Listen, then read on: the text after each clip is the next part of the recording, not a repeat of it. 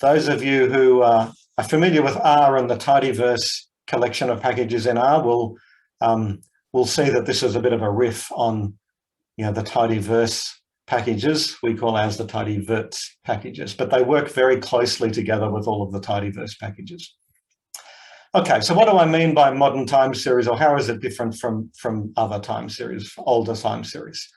So let me just show you some examples. So here's annual economic data. So not observed particularly frequently, but the thing about collections of time series is that there are often a very large number of them that need to be considered together. So here we have 263 countries and annual observations since 1960. And we have four different observations on each time series. So you see the structure here is you have an index, which is the time index. We have a key, which sort of uniquely specifies each of the time series in the collection. And then everything else is a measurement. So this is a 4-dimensional time series, and we have 263 of them in this collection. And the types of time series I'm going to talk about all have this structure. There's an index, there's a key, and there's some measured variables. That's not observed particularly frequently. Some modern time series are observed extremely frequently, but let me show you some other examples first. So my main example tonight actually is going to be based on Australian tourism. So I sometimes give this or versions of this talk for audiences outside Australia, so they need to know where the states are, but you won't need to know that. But the data I've got is quarterly data on visitor nights between 1998 and 2017, based on interviews each quarter. And the data is split by states and then by regions and then by purpose. So when you split it down to the most disaggregated type data, there's 304 separate series, the 76 times 4 purposes, 76 regions times 4 purposes. So this is what it looks like. We have, again, the index, which in this case is a quarter. We have a region and state and purpose. These are the keys which uniquely define each time series. And in this example, there's just one measurement. So it's univariate time series, but we have many of them in the collection. There's actually 304 time series in this collection, and together it makes up over 24,000 rows of data. I just want to show you some other examples to demonstrate other features of modern time series that I see a lot in my consulting work. So this example has got over 420,000 rows. This is 30-minute data, and in this example, the time index is a time date column, which has an interval of 30 minutes. There's only one key variable here, which is the state, and everything else is a measurement. And in this particular example, the interesting measurements are the demand and temperature mostly, and how does the temperature affect demand over this collection of data. We also have a bit more information, like is it a holiday and what the date was on that day. So together, these three examples demonstrate, I think, some of the characteristics that I'd like to point out. You often have data that's observed at sub-daily frequency. Might be hourly, could be half hourly, could be minute by minute, or even down to more observations, multiple observations per second. You tend to get multiple keys, which can be nested, and a nested key, as an example, would be regions nested within states. And when you have data that's observed more frequently than daily, you will often have multiple seasonal patterns. So, for example, electricity demand data that's observed every 30 minutes. If you plot it, you'll see that there's a time of day pattern, there's a time of week pattern, and there's a time of year pattern. So there's 3 different seasonalities in the data set. And we often have multiple measurements for each combination of index and keys. So the first contribution that I want to talk about is these things called Sybils, which is a computational architecture to allow the storage and the manipulation of multiple time series in R. So the Sybil package provides this, and it allows you to define these large collections of time series and they have an index, they potentially have some keys, and they have some measured variables. The more traditional approach to time series, and the way I was taught and the way most university subjects still seem to teach it, is that you maybe have annual, monthly or quarterly data, and you talk about sort of one series at a time and teach sort of a very manual approach to finding models. That's not going to work when you go into business or industry, when there can be thousands or even millions of time series that have lots of different types of seasonality, and you need to fit models and forecast all of them relatively quickly. So you need a much more automated approach. And what I'm trying to do here is to develop the statistical methodology and the statistical computing tools to allow us to do that. Okay, so that's what I mean by modern time series, where we have multiple series potentially on a sub-daily basis. I'm going to use the tourism data as my example because it's sort of easy to work with and it's easy to understand. It's only quarterly, and often time series are observed much more frequently than that. But for our purposes, it will help illustrate some of the ideas. So let me talk about a feature-based approach to time series, which is a relatively new idea. So before I do that, I just wanted to sort of review a couple of time series concepts for those who haven't seen them before. So the top panel here is the holiday trips to the snowy mountains every quarter over this data set from 1998 to 2017.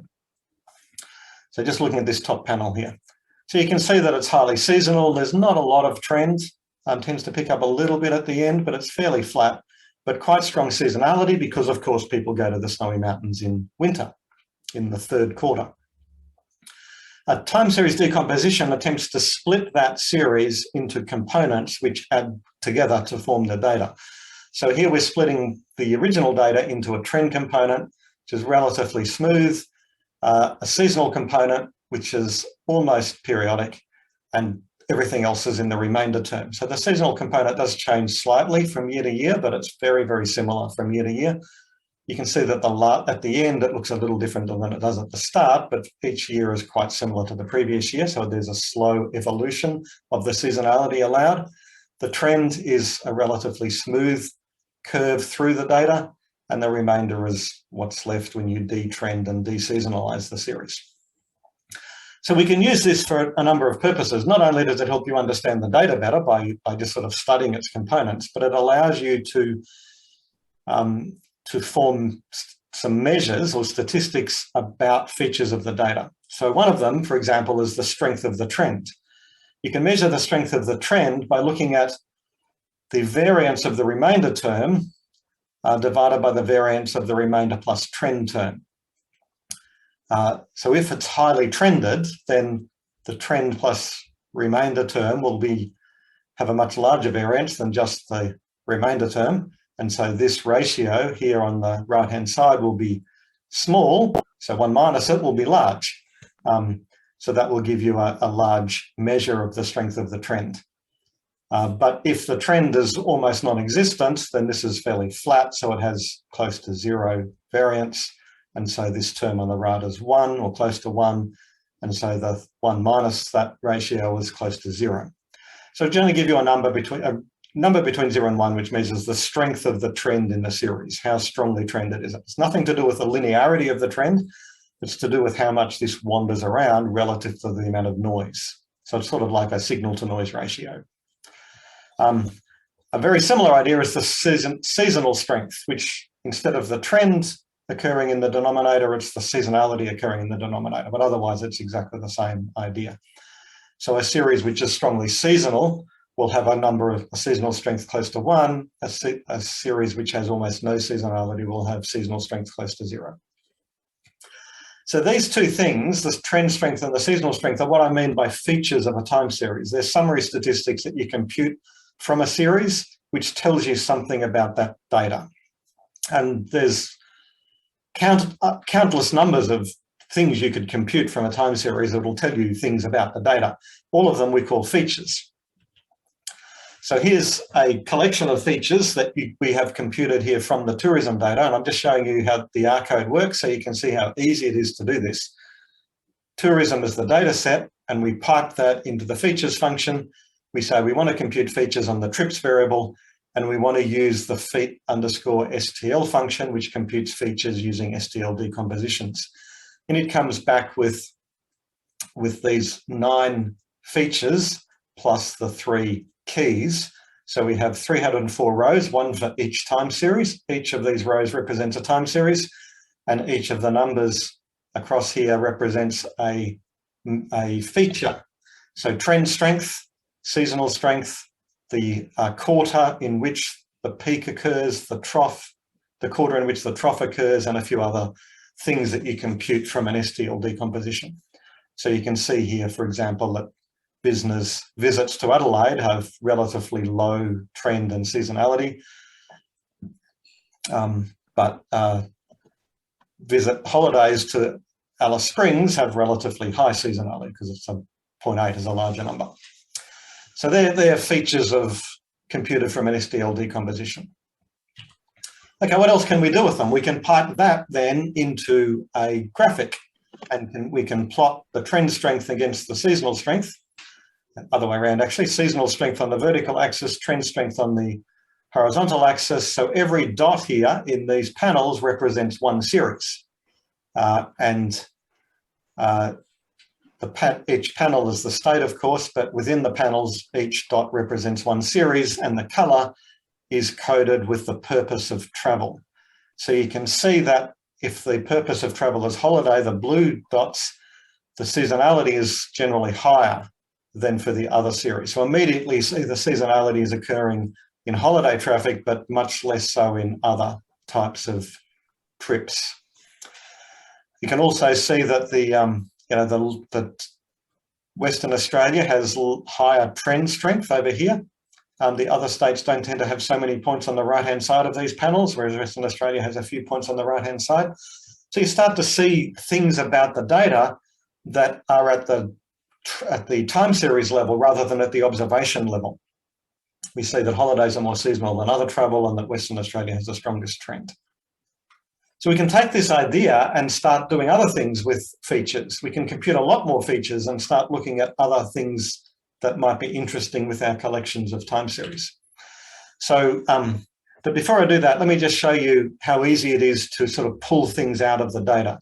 So this little bit of code, let me just talk you through it. So tourism is the data set, compute the features in this row here. Then I'm going to just filter out whichever series has the maximum seasonal strength. So I just say filter where the seasonal strength is equal to the maximum. So that gives me one series left. And then I join that back to the tourism data. So I have the data back in the data frame. And then I pass it to the plot variable and do a line plot. And so immediately it says this is the most seasonal series in the data set, which is the holiday trips to the snowy mountains. What about the most trended series in the data set? All I have to do is substitute the filter line for the seasonal strength for trend strength in that line, and I get the most strongly trended series in the data set, which is business trips to the very far northwest of Western Australia. So this is basically business conferences in Broome. Took off after 2010. And there was really nothing much happening in Broome in the way of business trips before that. So you can see things in the data set in a large collection of data in this way. Okay, let me now compute lots more features. So now I'm saying take the tourism data and compute the features on the trips variable, but now I'm going to use the feature set from the feasts package. So I'm going to say use all the features from that package, all the functions that compute features. And there's 47 features get computed when you do that. So it comes back with a data frame or a tibble here with 304 rows, one for each time series, 50 columns. The first 3 are the keys to identify which time series we're talking about. And the next 47 columns are different features, the same ones you saw before, plus a whole lot more. Things to do with the autocorrelation functions, or the spectral entropy of the series, or stationarity statistics, or how much you need to transform it to stabilize the variance, all those sorts of things. So what am I going to do now? I've got 47 features, so I've got a 47-dimensional data set now for each time series. So I can now take that and do a principal component decomposition so that I can sort of start visualizing this in a lower dimensional space. So let's do that. So I'll take my features. I will remove the key variables. So I've just got the 47 numerical features now. I'll pass it into PRComp, which does a principal components decomposition with scaling, because I want to scale all of the features to be 0, 1, mean 0, variance 1. And then I augment that with the data. So I have the data set back in, and here I have my dimension. I have all the features as well as the principal components now. So the original 47 features plus now all of the principal components added onto the end to give me quite a large data frame. I just take the first 2 of those principal components and plot them, and I get this. So what I've done, 47 features on each series, done a principal components decomposition, projected onto 2-dimensional space, and each dot here is one time series, but it represents calculations of all of the features that I have on that time series. And you can see that it has an interesting manifold structure in the high-dimensional space that's been projected down into this sort of V shape in the 2-dimensional shape. And we have some outlying series out here. Well, this one in particular doesn't sit on this V-shaped manifold. And these ones, this one and these 2 down the bottom here, are a little more extreme than the other ones. So you might then ask, well, what are those series? So let's have a look at, well, first of all, let's think about what this manifold might look like. So what is it that's causing the two sort of arms of the V-shaped manifold? Let's colour them by state. All I have to do is to put in a colour equals state into my ggplot function and to see whether there's a particular state that forms on one of these arms, but no, the states seem to be all over the place. Looks, coloured confetti, so that's not the cause of this structure. But if I colour by purpose, immediately you see that this arm is holidays and the other arm is largely everything else. And the one outlying time series, the unusual time series, is one of the holiday series stuck out there on its own. And the 2 down here, these outliers, one of them's a holiday series and one of them's a business series. So you start seeing some interesting things. If we just isolate those 4 that are on the right and say, well, what do they look like? With a very small amount of code, which I'm not showing you just because I couldn't fit it on the page, I pull out what those 4 are in the order they appear. So the top one, this one up the top here, is holiday traffic to the south coast of New South Wales, which is highly seasonal, but almost no trend. The next one, which is this unusual one in the middle here, which doesn't really lie on the manifold like the other ones do, this is holiday traffic to the southwest of Western Australia. So this is trips to Margaret River and Albany and down in that region, Esperance. So it's unusual. It has some unusual features about it that's been picked up in the principal components projection. It's not obvious by just looking at the series that it's unusual, but it certainly has an unusual set of features because it comes here in the projection plot. And these 2 down the bottom are Melbourne. So that's an unusual holiday series. There's not many holiday series on this arm, but Melbourne is down there. And that's because there's basically no seasonality. People come to Melbourne any time of the year, largely because they're not coming here because of the weather. People go to Alice Springs or to Queensland or to Tasmania or to Western Australia at certain times of the year because the weather's better. Melbourne, people come here any time of the year because they're usually coming for cultural reasons or sporting reasons, not because of beach or snow or anything like that. And the very bottom series, the business one, was the most highly trended series that we spotted earlier. Okay, so you can see the power of doing feature-based time series analysis. Once you have your data in this format, you can do quite a lot of investigation at the time series level rather than at the observation level. Okay, I need to move along. I want to talk about forecasting next. How are we going to do forecasting with such a big group of time series? So Let me first of all talk about what I mean by a forecast, because a lot of the time people talk about forecasting and they usually mean a point forecast, and I'm not thinking about that. I'm thinking about probability distributions. So when I say a forecast, I mean an estimate of the probability distribution of the variable to be observed in the future. I'll illustrate what I mean with a diagram.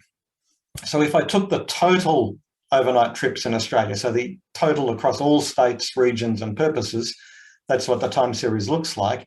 If I fit a model to that and then simulate from my model, I will get a simulated future sample path from that model, which might look like that. And that's a potential future that's been generated from a model. The model I'm using here is called an ETS model, or an exponential smoothing model. If I take the same model and I simulate a second path, it'll be a different path because it'll have different random innovations, random noise terms being included. And so it'll be an alternate future. So I've now got two possible futures. And if I keep simulating from my model, I will get multiple futures, each of which has the same probability of being the truth of what will actually happen. And I can do this thousands of times and build up probability distributions for each of the future observation times, each of the quarters into the future. So if I do that, I can build up probability distributions, and then I can take the mean of those distributions, which is the blue line. The dark blue shaded region gives me 80% chance that that's where the actual will fall. The light blue shaded region is a 95% chance that that's where the actual will fall. And then, of course, there's a 5% chance it'll be either above or below those prediction intervals. So when I talk about a forecast, I mean the probability distribution at each of those future time periods. Let me zoom in a little bit. You can see more clearly here the mean, the 50% interval and the 95% interval. Okay, so let me show you now how to do that in these packages. So we take the data set, the tourism data set. I'm going to use only the data up to 2015. The reason for that is I want to see how good my forecasts are by holding back the last 2 years of data. So I'm going to pretend I've not seen 2016 and 2017, which is where the data set ends. I'm going to use the data up until 2015 to forecast 2016 and 2017. For every series, the 304 series, I'm going to fit two different models. I'm going to fit an exponential smoothing model called an ETS model. Completely automatically, it will choose the best model based on Akaiki's information criterion. And I'm also going to fit an ARIMA model, again, completely automatically, also based on Akaiki's information criterion.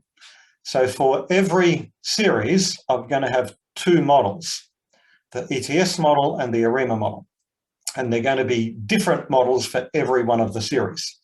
So if you look at this column, for example, you can see that for business trips in Adelaide, it's chosen an ETS MNA model, which means it has multiplicative error, no trend, and additive seasonality. Whereas, for example, holidays to Adelaide Hills is additive error, additive trend, but no seasonality, and so on. So a different model for each series. The ARIMA models are these ones. So some of them are seasonal, some of them are non-seasonal, some of them have constants, some of them don't have constants. They're all different models. And then the last line here says I want to do an ensemble forecast as well, which is it's going to do a mixture distribution from the forecast of the ETS model and the forecast of the ARIMA model. Both of those are normal probability distributions. It'll do a mixture of them equally weighted. And the syntax is extremely simple. You just say the first model plus the second model divided by 2, and it'll do a mixture distribution of the two probability distributions obtained from those forecasts. And that's it. Like, that's in those 4 lines, we've taken the data, filtered it out, produced models, 2 different types of models for every series and a mixture model for every series. And then the forecast is just one more line, which says forecast 2 years ahead. And so it comes back with an object like this, which is for has 7,296 rows. the three keys, which identify which series we're talking about, the model, which identifies which model's being used, and that's going to have three different values in it now, the ETS model, the ARIMA model, and the combination, the ensemble model, which quarter it is, what the distribution is. So this is a normal distribution with mean 136, variance 902. And then the last column just pulls out the mean of that, in case you want the point forecast and not just the distribution. But this is a distribution column, as you can see from there at the top. So it stores a whole distribution in there, not just a number. And then we can plot them. So I take that and I can plot it. Let's just plot it for Adelaide, business trips to Adelaide. And I'm only going to plot the mean here.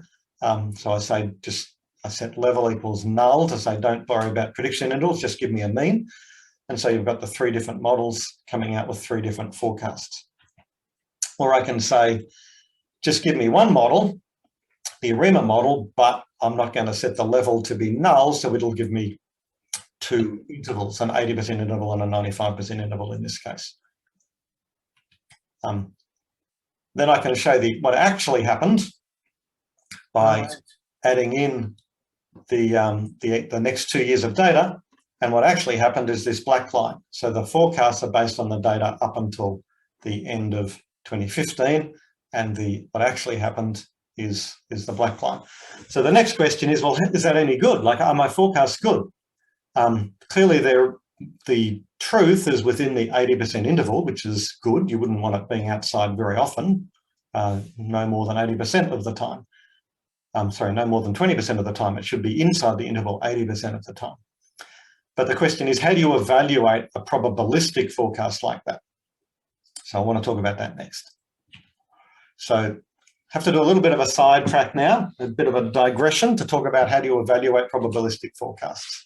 So let me quickly explain how this works. So here's my training data up to the end of 2015. Here's my test data after 2015, so 2016, 2017.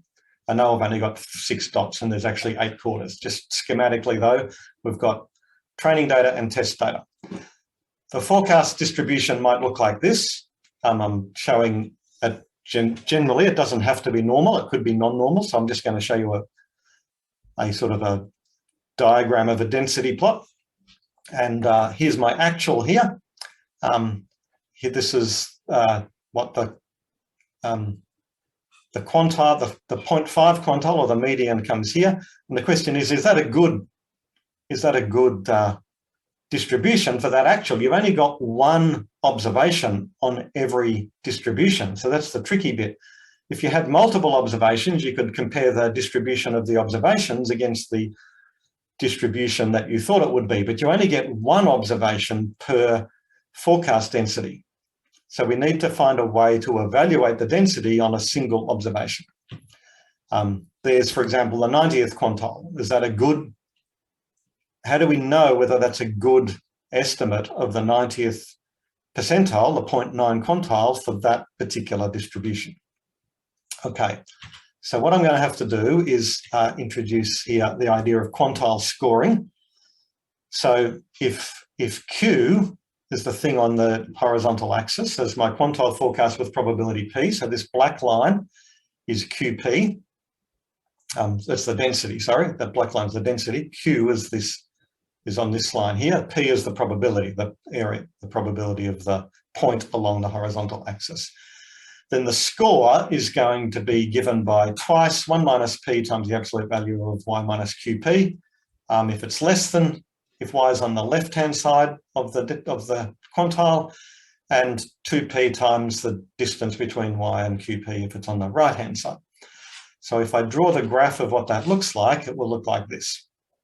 So if that's my Q there, and that's my actual there, then the distance between them is this thing in the absolute value sign, and the black line here is how it's going to score it. So because my actual was here, which was quite good, quite close to where it was, I expected it to be, the score is actually very low for this case. If my actual had been out here at 10, my score would have been way up here at about, above 9. So the high score is bad, a low score is good. So that's, if I had a 0.7 quantile, it looks like that. A 0.5 quantile, My scoring function is now symmetric, looks like that. And you can see for every quantile, I can score the actual. So I get a range of different scores for every quantile on this, between 0 and, where p is between 0 and 1. So let's now trace out what that looks like, starting with p equals 0, and I'm going to increase p from 0 up to 1. And as p goes along, increasing, I'm getting a score for every value of p, which is forming this red line. So as p increases, I get a score, and that score is given by the red line there. And the area under that is the thing I'm interested in, because that summarizes how good my density is for that particular value that I've observed. Okay, so I get a score for every possible p, I integrate it out, and I get an overall score, and that's called the continuous rank probability score. It's the average of the quantile scores. Whoops, I didn't mean to do that again, sorry. So the area of that is the continuous rank probability score. So that tells me how good my density is for that particular observation. Okay, how do you do all that in R? Really, really easily. We pipe the forecast into the accuracy function. We give it the actuals, which are stored in tourism, the data set. And we say, let's give me the mean squared errors. That's the mean squared error between the mean of the density and what you saw. So that's what you'd expect from a mean squared error, the difference between the observation and the mean of the density squared. And the CRPS is the continuous rank probability score, the idea I just explained using that diagram and the area under the curve. So for every series now, I've got a measure of how good the point forecast accuracy is and how good the density is. That's still a lot of things to compute, 912, and I can't really average these because they're all on different scales. There's a lot more people going to Sydney than there is going to northwest of Western Australia, and so averaging mean squared errors or averaging continuous rank probability scores is going to weight very heavily where most of the traffic is. So I want to scale these so that they can be more comparable. So instead of computing them like that, I'm going to compute them like this. I'm going to turn them into skill scores. So a skill score is where you compute the mean squared error from the model that you're interested in, and you compute it from some benchmark model. In this case, we're just using a random walk benchmark, and you look at how much better the model you care about is compared to the benchmark model. So in this case, large numbers are good because they are a percentage improvement or a proportion improvement. So for example, the third line here, the ARIMA model is 78.7% better than the benchmark model on the mean squared error, and it's 57.8% better than the benchmark model on CRPS. Now I can average these because they're now in comparable terms, so I can simply group by the model and average across the statistics, and then I organize them so that the best ones are at the top by arranging them in descending order.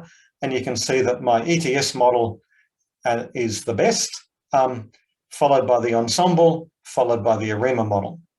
And on CRPS, at least, they're very, very similar to each other. So, really easy and simple code, and we've done a lot of computation there. But you can do this really, really easily using these packages. Okay, final thing I want to talk about is reconciliation, which is the most technical thing. I thought I should throw a little bit of mathematics in, but not too much, and should then show you how it works. So let me finish with this. So the data that I've been showing you is actually hierarchical because it's split into states and regions. So it could be split into more geographical hierarchies. So the total is split by state and that's split by region, but you could imagine a hierarchy with more geographical labels attached to it. A group time series is where you can split it in multiple ways. And in fact, the data I'm looking at is in fact like that, because I could split it by state and then by purpose of travel, or I could split it by purpose of travel and then by state. So there's not a natural ordering of those grouping factors. And you could do it either way. So that's called a group time series. And you can have things that are both group and hierarchical. This happens a lot in retail sales almost every organisation I work with that sells things organises their sales data by product groups and by subgroups, and also geographically by countries and regions, and often by stores as well.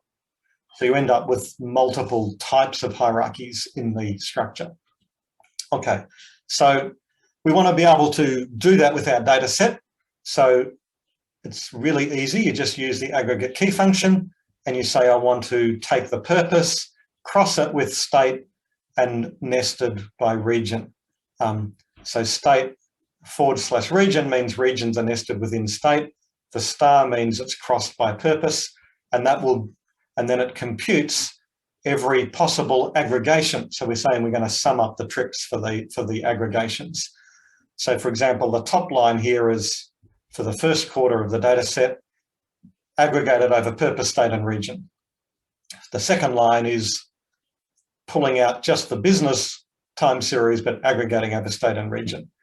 Down here at line 6, we're pulling out just the ACT series and aggregating over purpose and region, and so on. So every possible way you can aggregate is constructed here. So you end up with some more data, 425 series now instead of 304. And the syntax is really easy. You group it with an asterisk or you nest it with a /. And if you're familiar with, similar structures that are used in mixed effects models, you'll see where this idea came from. And then what we want to do is to forecast all of the series in all of the possible ways that they can be forecast, and then make sure that our densities add up properly. That the aggregate, the forecast of the sum is equal to the sum of the forecasts for every possible way that thing can be expressed. And so what we do is we forecast all of the series, and then we reconcile the resulting forecasts so they do add up using a least squares optimization routine. And then that gives us better forecasts than if we had just ignored the aggregation structure. And again, just one line to do all of that. We just put in the extra line before the forecast line, with the extra line is you want to reconcile them using a minimum trace method, which is the least squares optimization I just talked about. Okay, and it comes back with both the original forecasts, which are the ETS ones, and the adjusted ones, which have been adjusted, allowing for the aggregations to make sure that everything adds up. And it does it on a distribution basis, not just not just the means adding up, but the distributions are convolutions of each other in the resulting object. How does that work mathematically? Well, let me just briefly share that. So if you think about what's going on, the time series can be written as, for each time period t, it can be written as a vector. And the bottom level series, the most disaggregated series, can be written as a vector b, and S is a summing matrix which shows how to go from the disaggregated series to the aggregated series. So if my series looked like this, if I only had 3 series and I was interested in their sum, I could write it like this, where my bottom level series are the A, B, and C vector. All my data consists of the bottom level and the aggregated series, and this summing matrix takes the bottom level series and constructs the complete data set. So that's what's going on when I do the aggregation. It's constructing this summing matrix, and it's computing this long vector of the original data and the aggregated data. Then the forecasting is, I want to forecast everything. So if I let y hat be a vector of all of my forecasts, then I want to reconcile them so that they do add up, and the reconciliation is of this form.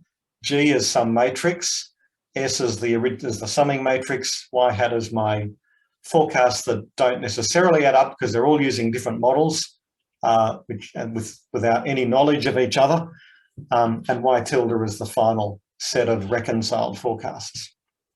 So this G matrix is the magic thing. We need a G that gives us the best possible reconciled forecasts. So in a JASA paper a couple of years ago, we derived the solution to this. Late 2019, this paper came out, and the optimal G, which minimises the trace of the covariance matrix, which is the sum of the variances of the forecasts, is given by this guy, which, if you've done much work on linear models, you'll recognise that that is a projection. S is the summing matrix, W is a covariance matrix, which is actually very hard to estimate. So we have a few possible ways of estimating it, one of which uses a shrinkage estimator, one of which assumes it's diagonal, and one of which ignores, just sets it to be the identity corresponding to different types of projections. The nice thing about this is that your forecast can be anything. These y-hats can be anything at all. Your favourite model, whatever you like, you can use for those y-hats. And then it just does the reconciliation, the adjustments to make sure that all of the forecasts work together. And it works for any hierarchical or group time series, no matter how complicated the aggregation structure. And it's actually really easy to implement. I've done this for about more than 1 million series in one data set. So that summing matrix has got more than 1 million columns, and it does it on my laptop in 20 seconds because of the very sparse structure of that matrix. You can use sparse algebra. So here's all of the code for doing what I just described. Take the data, set up the aggregation, filter it up to 2015, fit the ETS model and the ARIMA model and the ensemble model, reconcile each of the 3 models, and produce the forecast. So that code is it. That's the entire code to do everything I've talked about today, using this set of packages. And if you want another model, you just switch out the ETS or the ARIMA for something else. If you have additional keys, you just change this line. Okay, so let me finish up by showing you the results. That's what the 6 different forecasts look like from these 3 models and 3 reconciled approaches. That's Barossa Valley holidays, which is there because that's what I'd like to be doing now. If I was going to come to Adelaide, I probably would have come across and had a little trip to your wine regions, but that's not going to happen, at least not this month. So let's now see how well all of that worked. So I'll take the forecast that I just produced. I will compute the skill scores on the mean squared error and on the continuous rank probability score, and then I will group them by the model and summarize so I can average over all of the regions and purposes, arrange them in descending order, and I get this summary. So let's have a look at what we can learn from this. Notice that the adjusted ones are at the top and the unadjusted ones at the bottom. Reconciliation helps. That step of reconciling, although it didn't add any new data, it just aggregated the data I already have and fitted new models to the aggregated data. That step has improved my forecast across the entire hierarchy in every single model, both in terms of CRPS and in terms of mean squared error. Reconciliation really helps, and I see this in every example I try. Reconciliation improves your forecast with no new data collected. All you have to do is to aggregate what you've got and fit some more models. Second thing to notice is that the ensemble is actually the best in CRPS, and it's close to the best in MSE. ETS is the other one up the top. And that again is also fairly consistent with other examples that I look at. Ensembling tends to improve things, not always to be the very best, but it often is close to the best, giving you allowing you to use multiple sources of information when you're computing these forecasts. Okay, I'm out of time, so let me finish up by just saying that I've talked about a lot of packages and a lot of papers. I haven't given much detail about any of them, but if you go to my website, you'll be able to find the slides for this talk, links to various of the packages and papers. The particular packages I've talked about are also available at tidyverse.org. And this approach to time series analysis that I've described by looking at collections of time series, doing feature-based analysis and forecasting across large collections. I've written a textbook on that topic with my co-author, George Athanasopoulos. It's now in its 3rd edition. It's only the 3rd edition that uses this approach, though, this tidyverse approach. But it's free. You can access it online at otex.com/FPP3. And if you want to contact me at all, there's some ways of contacting me. And I'll stop there and handle some questions. Thank you.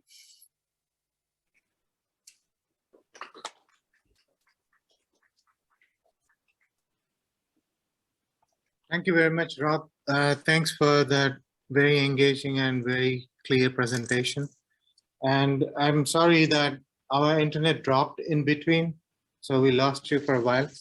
So we had to reconnect in between. If any of the online attendees experience the same problem, I would like to express my sincere apology. And also here, the audience, I would like to express my sincere apology for the break in between. The floor is open for questions, and there's one question from Shahid. Yeah, I can see that on the chat. So Shahid says, nice to hear from you, Shahid. Shahid's an ex-PhD student of mine, so I was hoping to catch up with him in Adelaide this week. He says, forecasting is a risky business. There was no tourism in the last 2 years due to COVID-19. It impacted to the trend and seasonal pattern. How would you take this unpredicted situation into time series modelling and forecasting? So great question. And of course, one of the reasons I chose this example, which didn't go past 2019, was because it complicates it by considering the pandemic. But actually, I have done some work with Tourism Research Australia, the Australian Tourism Authority, about forecasting tourism post the pandemic. And I've just had a paper come out recently about how to do that. Obviously, the historical data is not a good guide to the future. So time series modelling in particular starts to break down. So what we do is we use a combination of time series modelling and judgmental adjustments. And we ran an extensive survey across various tourism professionals about how they saw things unfolding and get people getting back to tourism. And using their expert judgment, we did adjusted our probabilistic forecasts from the models and came up with sort of forecasts that we think are probably closer to realistic, and that's what the government is now using when they're planning their tourism recovery. But if you look on my website, you'll find a recent paper about that with George Athanasopoulos. Is there any question from viewers online or here? If there is any question from here, I would like to ask them to come forward and ask for, because we need to speak in the middle. I would like to ask one question. How do you handle reporting error in this time series model? So you mean when the data is not necessarily accurate? Yes. Yeah, so for most of these models, that just sort of gets absorbed into the error term.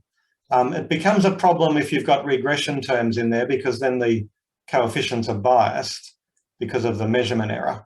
And you would have to fit, you know, one of the various approaches for handling measurement error bias in these models. The packages don't currently allow for that, but we've written them in such a way that it's relatively easy to extend them. So if instead you wanted to use a different modeling function that allowed for measurement error, then you could write a little extension to the Fable package and all of the other infrastructure would still work. So we have a linear model function, which just does straight regression as one of the modeling functions. So I showed you ETS and ARIMA. There's TSLM, which does time series linear model. It's just a regression. So it doesn't allow for measurement error explicitly, but you could do your own version of that, which did allow for it, and everything else would still work. Thank you.